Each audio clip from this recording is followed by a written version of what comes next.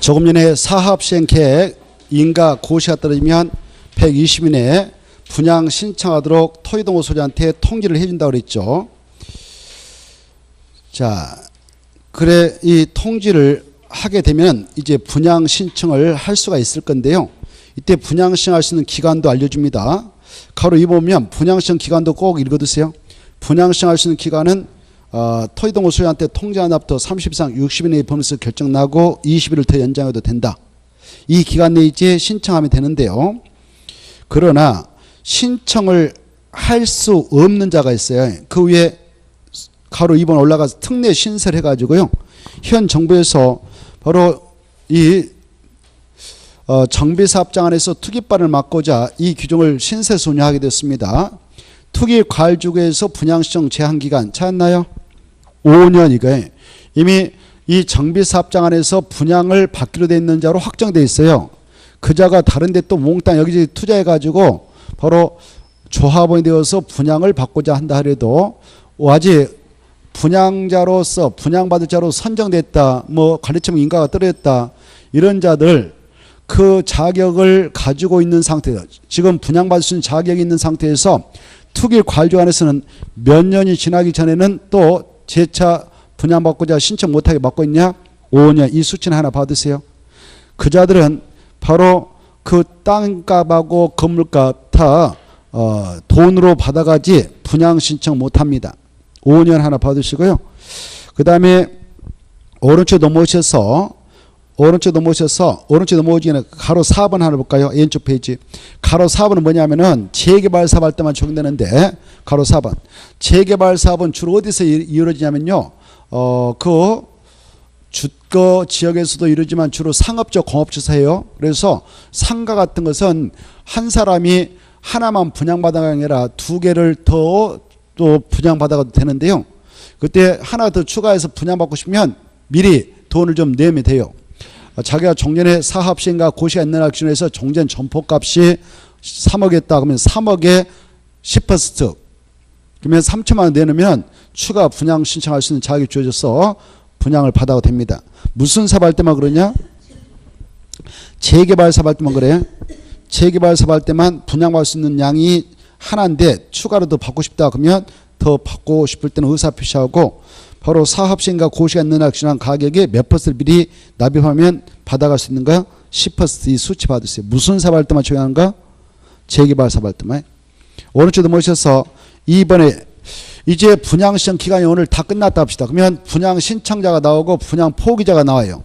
그때 분양신청을 하지 아니한 자, 분양신청 기간 종료 이전에 분양신청 철회한 자, 아니면 분양신청 했지만 또 직권으로 이 관리처분 계획 기준에 미치 못해서 시행자 분양태에서 제한 자, 아까 투기과열지구 안에 그 5년 지나지 못해가지고 지금 분양받을 수 있는 자격이 주어지지 않는 자, 이런 자께서는 깨끗하게 바로 보상해서 줍니다. 뭘 준다고요? 보상. 가로 1번이 그건데 이때 사업시행자는 관리청 인가 고시가 된 다음 날부터 90일 내에 박스 안에 있는 4명하고 만나가지고 손실보상 협의를 해야 돼요. 90일 내에 들어가야 됩니다. 다만 분양신청 기간 종료일 다음 날부터 협의를 시작해도 합법적이죠. 가로 2번.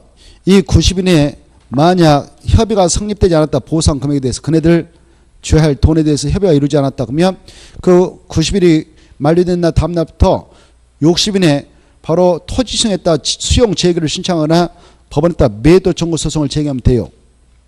그러면 이제 수용 재개를 떨어졌다, 매도 판결이 나왔다 그러면 그 값만 주고 내쫓으면 됩니다.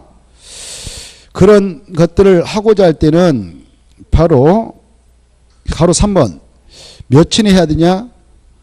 60일에 신청을 해야 돼요. 만약 60일이 지날 때까지 하지 않았다 그러면 어떻게 됩니까? 지연일수를 감안해서 이자까지 지급해야 됩니다. 그리고 만약 분양 신청하고 분양 신청 후 잔여분 발생했다. 지금 분양을 할 예정은 1000세대인데 조합원들이 900세대만 지금 분양 신청해서 100세대 남았다. 이것은 어떻게 할 것이냐? 바로 일반 분양도 가능합니다. 조합원에 의지하게 분양할 수 있다 그 말은 일반 분양이 가능하다 그 말이에요. 조합원이라든가 토지동 소자 의지하게 분양할 수 있다. 일반 분양이 가능합니다. 그 사업장 안에 있지 않는 자들에게도 분양이 가능해요. 또 보류로 정할 수도 있고 채비 아니라 보류지. 넘어가시고 180페이지 오늘로써 분양시청 기간이 다 끝나면은 분양시청이 현황이 나옵니다. 그 현황을 기초로 해서 분양을 해줘야 한 계획을 수립하는데 그 계획이 관리처분 계획이죠. 관리처분 계획을 수립하게 되는데 관리처분 계획을 수립했던 시행자는 자기 마음대로 확정하지 못하고 시정사한테 인가받아야 이 계획이 확정돼요. 인가권 잘 알아주세요. 정비법상 인가권은 다 시장수가 쥐고 있어요. 조합설립인가 사업시인가 중의인가 관리처분인가 시장수 등한테 인가받아야 이 계획이 확정됩니다. 인가받은 내용을 변경, 중지, 폐지할 때도 또한 인가받아야 한다. 다만 인가받은 관리처분계획 경미한 변경에 해당하는 다음 후 경미한 사항을 변경할 때는 변경 신고하면 되는데 어떤 사항을 경미한 병으로 법에 규정하고 있냐? 거기 보면 4번만 하나 봐두시오. 4번만. 주택 분양에 관한 관리를 포기하는 토의동 소재에 대한 임대택 공급에 따라 관리처분을 변경한다. 그때는 경미한 사항의 변경으로서 변경 신고하면 된다. 이렇게 받으시고 그 다음에 밑에 2번, 1번 관리처분 계획 수립 시 꼭 포함시할 할 내용은 1번부터 바로 최소한도 8번까지는 잘 읽어두세요. 1번부터 8번까지. 이런 내용을 꼭 포함시켜야 된다. 무슨 계획 만들 때 꼭 포함시켜야 되는가? 관리처분 계획. 안 읽어보겠습니다. 그 중에서도 꼭 읽어둘 것은 바로 5번과 6번, 7번, 8번. 이런 것들은 관리처분 계획 수립할 때 꼭 포함시켜야 돼요.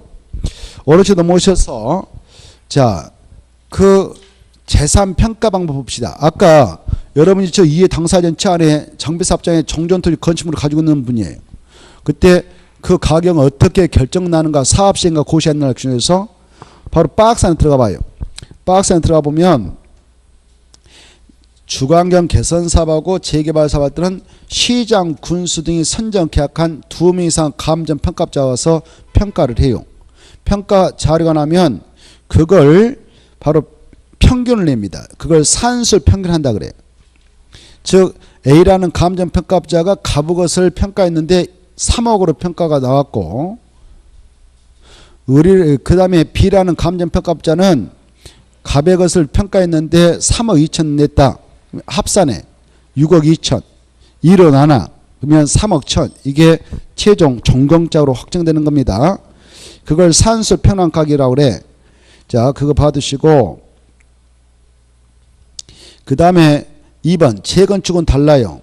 재건축사업은 시장군수 등이 선정 계약한 감정평가업자가 1명 이상 들어오고 조합 측에서 선정 계약한 감정평가업자가 1명 이상 들어와요. 그래서 양측에서 보낸다.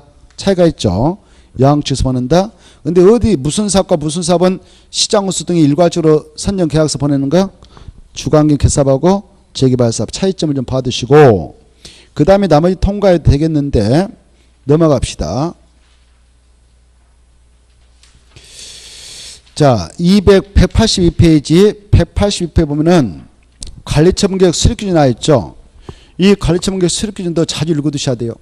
시행자가 분양 신청을 받아서 지금 분양을 해줘야 한 설계, 분양 설계를 하고자 하는데 그때는 이 기준에 따라 설계를 해야 돼요. 그게 관리처분계획 수립기준입니다. 원칙은 1번 적응환권이 돼야 돼요. 여러분이 정전토지 건축물을 가지고 있는 상태 분양 신청했다면 그것의 면적, 환경, 이용상 이 세 가지를 종합 고려해서 바로 분양하게 될 대지 건축물이 결정나도록 해줘야 돼요. 세 가지. 이걸 환이면이라고 그래요. 환이면. 뒤에서 앞으로 가봐요. 환이면. 이걸 뭐라 한다고요? 환이면.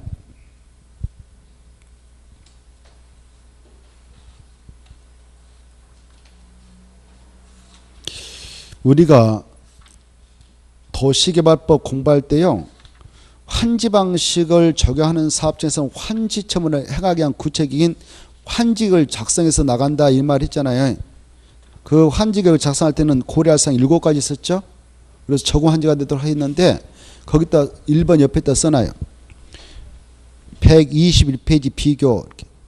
121페이지 비교. 그래 환지 방식을 적용하는 환지 방식 사업장에서는 환지계획을 꼭 작성한데 환지계획을 작성할 때는 원칙적으로 적응환지가 되도록 하죠.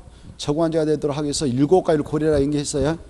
유지면 토실화 이거 하고 정비법상 분양처분을 행하기 위한 구체적인 관리처분을 수반할 때는 7가지를 고려한 게 아니다. 3가지다. 정전토지와 건축물의 위치, 면적 이런 거 다 한 게 아니고 여기는 바로 면적하고 이용상하고 환경 3가지만 고려해서 분양 대상자에게 분양하게 될 대지 건축물이 결정나도록 하는 것이 원칙입니다. 환이면 이렇게 알아주십시오. 그리고 환지계획은 유지면 토실환. 그 다음에 그런데 외해가 인정돼. 1번이 원칙이지만 2번, 3번, 4번 이런 것들 다 외해예요. 2번, 3번, 4번 외해죠. 그래 외해주로 증환권, 감환권도 가능해요. 그 다음에 그 차익이 발생하면 청산금 주고받고 끝나버립니다. 3번 환권 부정도 가능해요. 특히 가로 3번 잘 읽어두셔야 돼요. 어떤 것은 돈으로 주고 내쫓아버려야 되냐. 너무 좁은 건축물을 취득해서 가져갔는 자, 정비구역 지정 후 분할된 토지를 취득해서 가져갔는 자, 취득한 자는 현금으로 청산에 내보내도 할 말 없어요.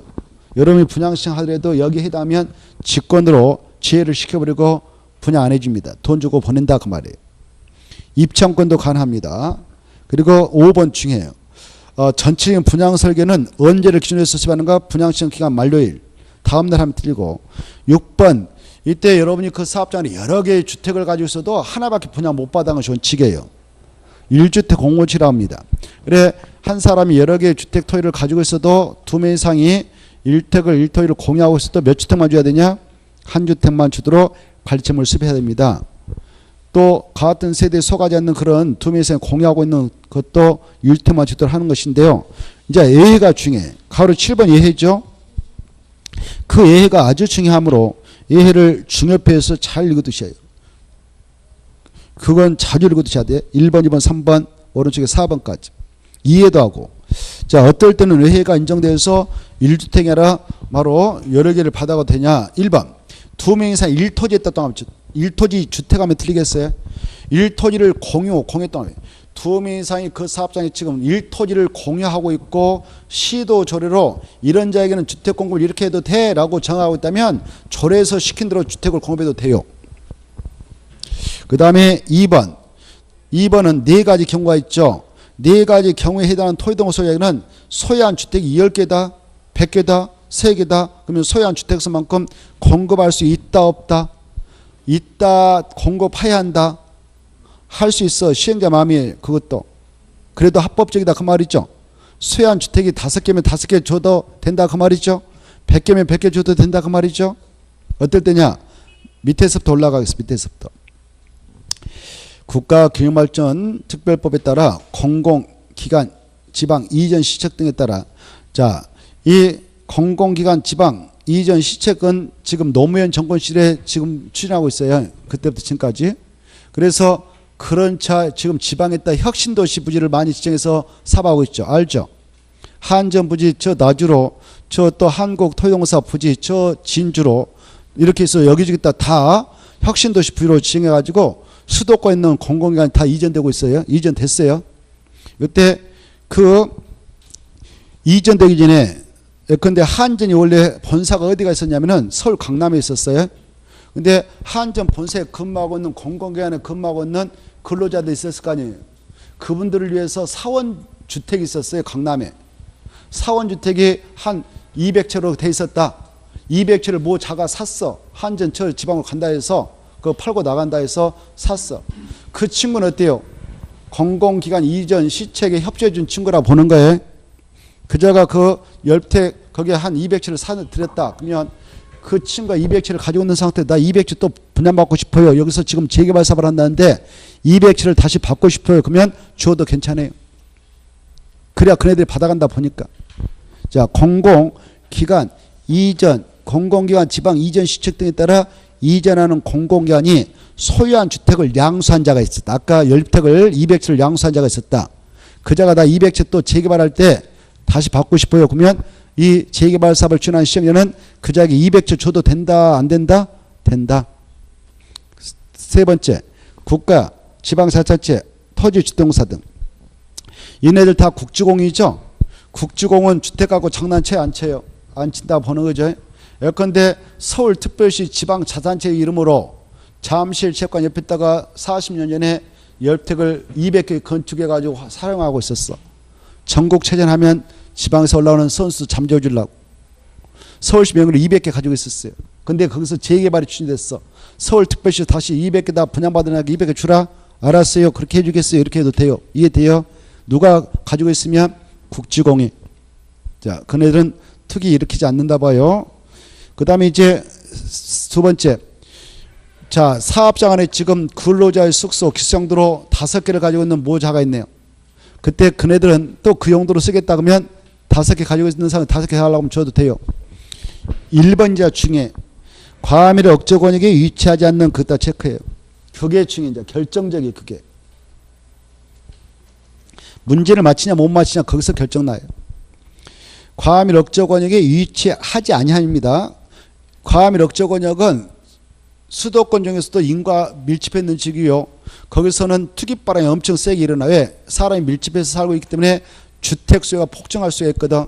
근데 과밀 억제 권역이 아니네요. 아니면 저 성장 관리 권역, 자연 보조 권역이에요. 여기서는 잘 주택에 대한 투기바람이 거의 잘 안 일어나요. 잘 안 일어나.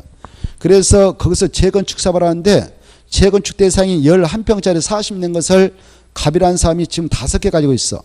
5개 뭐 2개 가지고 있다. 그러면 소유한 주택수만 나 분양받고 싶어요. 그러면 소유한 주택수만 줘도 괜찮다 그 말이죠. 그런데 이번에 현 정권에 들어와서 단서를 넣어버렸어요. 단서를. 야, 과밀 억제 권역이 아닌 장소지만 투기 가위로 지정했다. 또 조정 대상으로 지정해놨다. 그러면 사업시행계획 인가를 신청하는 재건축 사업의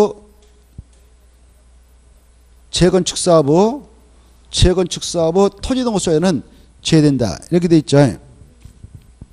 투기 과일주에서 조정 대상 지역에서 사업시행가를 신청하는 재건축 사업의 토지동호소자는 바로 포함한다, 제한다? 제한다. 그 밑줄 쳐요. 제 앞에까지 줄 거 봐. 단서. 거기에는 1주택만 공급받을 자들이에요. 몇 주택만 주라고요? 1주택. 그래 투기 과주가 나왔다. 조정 대상자가 나왔다 그러면 1주택밖에 분양 못 받아요. 1주택밖에 분양 못 받는다 이렇게 하세요. 자, 그거 특히 중요합니다. 그 다음에 동그라미 3번도 잘 봐두셔요. 이 여러분이 지금 분양받고자 해요. 근데 여러분이 종전의 토지 건축물 사업시행과 고시안전학sion에서 종전가 6억짜리를 가지고 있어요. 6억의 범위 내에서는 2주택을 공급받아갈 수 있어요. 하나는 30평 아파트인데 4억, 하나는 60종 이하인 소형 하나 덤으로 받아갈 수 있어요. 아까 2억 남았잖아요. 종전가를 범위해서 몇 주택까지 받아갈 수 있냐? 2주택. 다만 그중 한 주택은 60종대인 소형을 받아가요. 소형은 3년 동안 전매 못해요. 매매 증이 안 돼요. 상소 도망 허용해요. 자, 그리고 여러분이 그 사업장 안에 종전에 허술한 아파트 했는데 60평에 살았어. 60평에 200종부터 정해줘. 전용면적. 전용면적 200종부터를 가지고 있는 자, 그자가 전용면적 200종부터 범위에서는 2개까지 받아가도 돼요. 종전의 전용면적 범위에서 몇 개 받아가 된다고? 2개. 그 중에 하나는 바로 150점부터 잘 받아갔어. 150점부터 받아갔다는 것은 평수로 한 사람이 약 355, 45평짜리 받아갔네요. 그래도 좀 남죠. 50점부터 남잖아요. 그러면 그것은 바로 소형으로 하나 받아가도 돼요. 60점대야. 그래 이렇게 2개를 받아갈 수 있다. 어떤 자는 2개까지 받아갈 수 있냐? 종전 가격 범위 내에서 종전 전용 면적 범위 내에서는 2개까지 받아갈 수 있다. 받으시고 4번도 잘 받으시고 4번 중요하죠. 이 과밀 억제 권역이다. 수도권 강남권이에요. 강남권에 재건축 사업을 한다. 토지동 소유자와 소유한 주택의 범위 내에서 몇 주택까지 공급을 받아가도 되냐? 3개. 근데 이건 박정희 아니라 뭡니까? 박근혜 대통령실에 3년에 이게 만들었어. 4번에. 그래 재건축을 강남권을 활성화시키려고 이 규정을 만들어서 운영했어요. 가압류 억정에서 재건축 사업한데 몇 개까지 줘도 된다라고 했냐면은 3주택까지. 그래서 재건축을 확산하죠. 돈 많은 사람은 그래서 강남권에 40년 된 아파트 15평짜리를 한 10개 사놓으면 돼. 10개 사놓고 다 3개 받아갈란다 그러면 받아가도 돼요.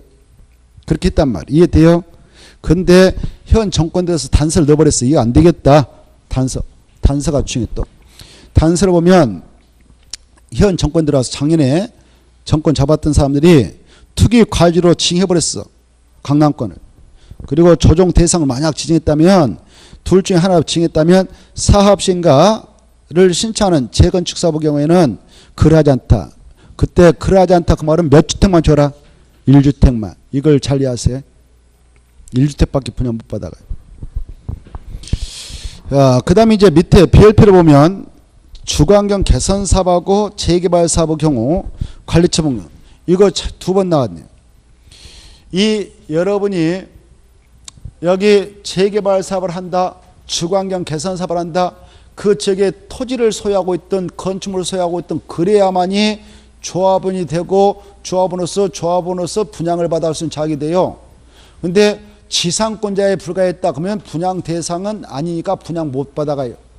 무엇은 분양 못 받아 한다고요? 지상권자. 그것이 2번 나왔어요. 거기 보면 정비구역 안에 토지 등 소유자 누구는 분양하지 못한다. 분양법 못한다고요? 지상권자. 지상권자는 제된다.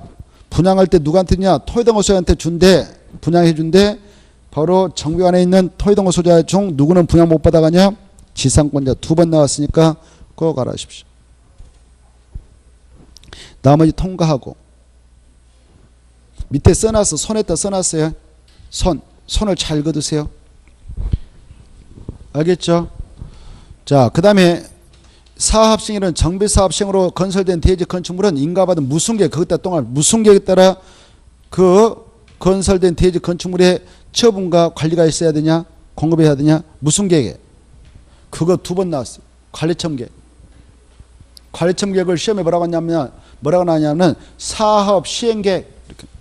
사업시행계획 틀려. 써봐요. 사업시행계획 하면 틀린다 그 말이에요. 무슨 계획에 따라 분양 처분해야 한다고요? 관리청계획. 나머지 통과해야 되겠고 넘어갑니다. 넘어가서 184페이지. 이 시행자가 바로 아까 분양시청의 현황을 기초해서 분양시청을 기초해서 관리청을 섭외해서 시장군사한테 인가고시 받아야 돼요. 인가고시 받으면 이 계획은 확정되고 확정된 이 계획들만 사업이 끝나면 분양 신청자에게 분양을 해서 주게 돼 있어요. 분양 처분 이 계획들만 합니다. 이제 관리 처분 인가고시가 들으면 어떤 효과가 있냐? 가로 1번 체크. 본격적으로 기존 건축물 철거 시작합니다. 뭐가 있어야 철거에 들어가냐? 관리청계 인가를 받은 후에. 근데 인가 받기전에도 오래된 건물이 많으니까 바로 붕괴 안전사고 우려가 있다든가 바로 폐공가 그 빈점이 나누면 범죄 발생 우려가 있다. 그런 것들은 소유자한테 동의받고 시장군사한테 철거받아서 부셔버려도 돼요. 이렇게 철거가 있었다 하더라도 물리적으로는 없어졌지만 그 기존에 철거된 건축물 있는 땅의 소유자 등으로서 토지 등 소유로서 권리에는 영향을 미친다 미치지 않는다. 그대로 권리는 살아있습니다. 관리의 그 등기소에 가면 토지 등기 사항 증명서, 건물 등기 사항 증명서 그대로 살아있기 때문에 권리문은 영향을 미치지 않아요. 중요합니다. 그 다음에 밑으로 내려가셔서 사용수익 금지 이거 파트 체크 잘해주세요. 이제 기존 건축물을 관리처분 인가 받고 나서 본격적으로 철거에 들어가니까 법적으로 관리처분 인가고시가 있으면 그 사업장 안에 있는 정전토지 건축물은 사용수익을 할 수 없습니다. 법적으로 철거해야 되니까. 언제부터 사용수익을 못하게 되느냐 법적으로 관리처분계 인가고시가 있는 때부터 언제까지냐 공사가 다 끝나고 나서 분양받을 자에게 소유권 이전고시가 있게 되는데 그때까지는 정전토지 건축물을 사용수익할 수 없습니다. 다만 예외가 있어요. 이 기간 중에도 사업 시행자의 동의를 받아냈다야 너 사용해도 돼. 왜? 거기는 공사 들어가면 뭐라 했으니까. 이렇게 사업 시행자의 동의를 받았다 그러면 이 기간 중에도 사용수익이 가능해요. 이따가 중에 또 권리보상을 받지 못한 자들도 사용수익 할 수 있어요. 마지막 단서죠. 오른쪽 넘어오셔서 자, 용익권자를 위한 조치를 보죠. 아까 이 사업장이 있다. 여기 사업장이 있다. 정전토지 건축물이 있다. 아까 사업 시행결제상 뭐가 있으면 사용수익을 할 수 없다. 원칙적으로 관리청계 인가 고시. 그러면 여러분이 여기에 있는 용익권자에 뭐 전세권자라든가 토지 임차권자, 건물 임차권자다. 토지 지상권자다. 아직 그 기간 안 끝났는데, 임대차가 안 끝났는데, 지상권 전속기가 안 끝났는데 사용 수익을 정지한다? 좀 그렇잖아요. 그래서 우리 법에서는 야, 권리 아직 전속기간 중에 있다면 그 기간 중에도 불구하고 자기 권리 목적을 달성할 수 없겠다 싶으면 계약 해지하고 권리 포기해 나가라. 그리고 반환 요구하면 된다. 상계에서. 그런 금점하는 청구는 누구한테 행사할 수 있는가? 이게 이제 중요해. 누구한테 할 수 있어요? 시행자에게. 시행자에게 할 수가 있어요. 시행자에게 들어가면 대의변제해서 줄 수가 있어요. 그리고 원주인한테 바로 구상하면 돼요. 구상했는데 이러자면 그자가 분양받을 건축물 그것들을 압류하면 됩니다. 압류하면 바로 저당권 똑같은 효력을 인정받아서 끝까지 주인이 돈 안 주면 경매에다 넣어버리면 돼요. 저당권 동합쳐요. 그리고 4번 이 관리청계 인가를 받게 되면 사업장 안에 있는 것들은 사용수익이 정지되는 효과가 있다고 그랬죠. 이런 시점이 되었는데 거기에 있는 땅 주인들이 건물주들이 바로 지상권 설정계약, 전세권 설정계약, 임차권 설정을 맺으면 최단 전속기간 규정은 적용한다, 적용하지 아니한다. 마지막에 적용하지 아니한다. 뭐가 있고 나서 했다면 적용하지 않는다고? 관리청계 인가를 받으면. 아주 중요해요. 밑에 참고로 써놨어. 참고용은 말 그대로 참고하면 여러분이 민법을 공부하면서 다 공부했을 거예요. 넘어가요. 그런 규정은 뭐가 있고 나서는 적용하지 않는다고? 관리청계 인가를 받고 나서 맺게 된 권리의 설정계약은 인정하지 않습니다. 넘어가셔요. 186페이지 관리청계 인가 고시 떨어졌다. 사용수익 정대에 싹 철거했다. 철거하고 나서 대지 만들었다. 대지했다가 건축물 아파트면 아파트 건축해서 공사 끝났다. 공사 끝나면 이 저와 같은 시행자를 시장수 등이 아닌 시행자라는데 시행자들은 두 가지 있어요. 시장 군수인 공적 주체가 할 수도 있고 민간인 뭐 조합 토용 수리할 수 있는데 시장 군수 등이 아닌 사업 시행자라면 준공인가 받아야 돼. 준공인가 받고 준공인가 받고 공사를 고시가 떨어져야 돼요. 근데 2번 봐봐. 시장수 지가 했으면 자기한테 준공인가 받을 필요 없어요. 없어. 그냥 공사 끝내면 공사를 고시하면 끝납니다. 자, 그 정도 보시고 이렇게 해서 이제 공사가 다 끝났다 합시다. 오른쪽 넘어봐요. 15절. 15절 보면 자, 공사 완료 고시했으면 어떤 거 하냐? 소유권 이전 고시해서 분양받을 자에게 주는 거예요. 이제 그 큰 2번을 건너뛰어서 1번은 꼭 읽어두시고요. 아까 했던 건데 정비사업 시행을 한 정비사업 시행자는 사업 시행으로 건설된 건축물을 인가받은 무슨 계획대로 꼭 공급해야 된다. 관리처분 계획에다 딱 내모치고 두 간데다 관리처분 계획 관리처분 꼭 관리처분 계획대로 해야 돼요. 사업 시행계획 하면 틀리겠어. 사업 시행계획이 아니에요. 그 다음에 2번에 1번 네, 동그라미 1번. 자, 사업 시행자는 공사를 고시했으면 지체 없이 분양받을 자에게 대지 건축물로 소유권 이전해 준다. 동그라미 2번 중에 여러분이 이제 이 사업장에서 시행자로부터 소유권 이전을 넘겨받았어. 그 대지 건축물로 소유권 이전 고시받으면 언제 법적으로 소유권 취하냐? 별표가 중요해. 소유권 오늘 이전 고시했다. 101동 101호가 A 겁니다. 라고 소유권 이전 고시했으면 오늘 고시가 있었다면 내일 0시가 되면 분양받은 대지 건축물이나 소유권을 법적으로 취득합니다. 민법 187조가 적용된 거 아니겠습니까? 등기는 아직 안 됐더라도 법적으로는 소유권 취득하죠. 밑에 공사료 사업시행자가 분양받을 적에 소유권 이전 고시하는 절차가 나와 있죠. 먼저 준공인가에 따른 공사를 고시해야 되면 지체 없이 대지 확정 증명하고 토지분할하고 관리처분에서 정한 사항을 분양받을 홍보해서 소유권 이전 고시하면 소유권 이전 고시한 날 다음날에 소유권 지난다. 흐름을 잘 받으세요. 27일 때 한번 나왔습니다. 그리고 동그라미 3번. 자, 종전 토지 건축물에서 분양받은 대지 건축물 권리 이전 확정. 여러분이 지금 정전 토지를 가지고 있는 상태에서 또 정동 토지와 건축물을 가지고 있는 상태에서 누구한테 돈 빌다 쓰면서 저당권 딱 설정해놨어요.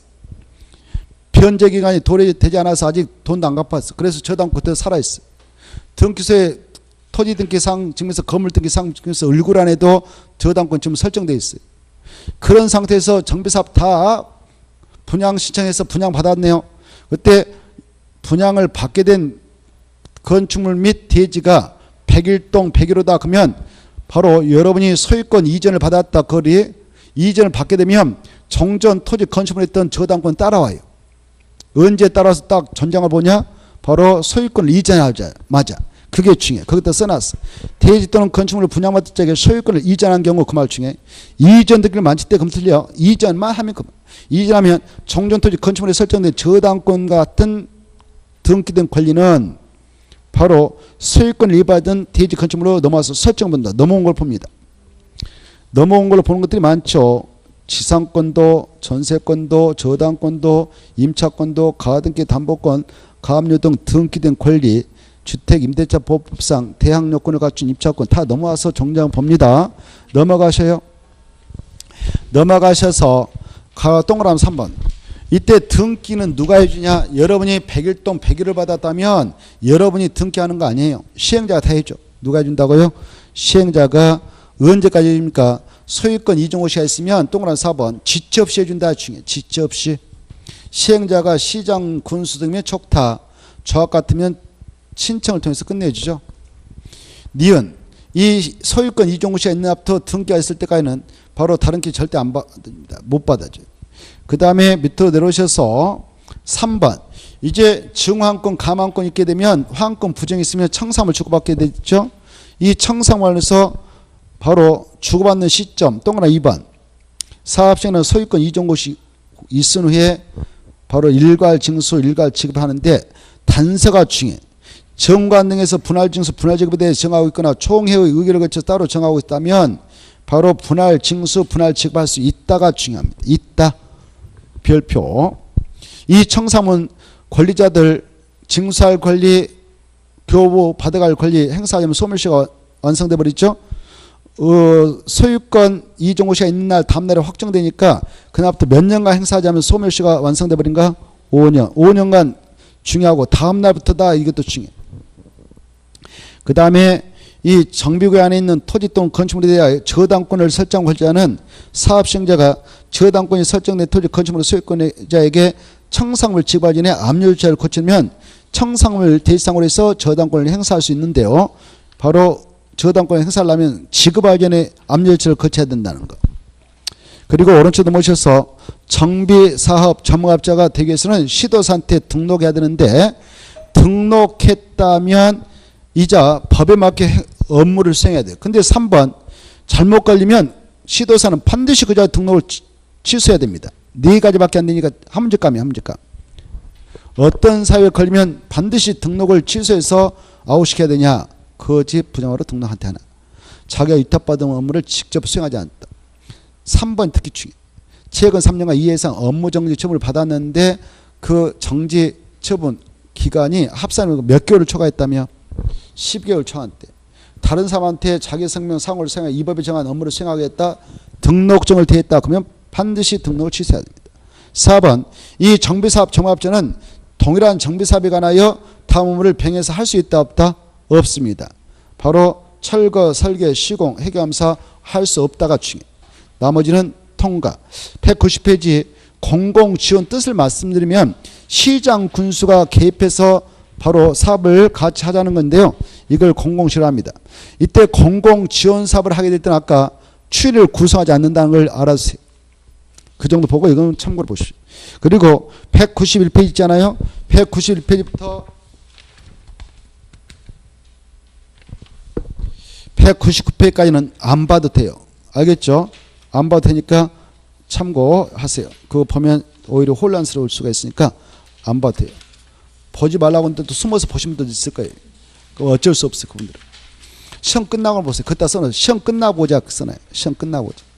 자, 오늘은 여기까지 해서 마무리 짓고 다음 주에는 건축법을 하겠습니다. 수고들 하시고 안녕히 가십시오.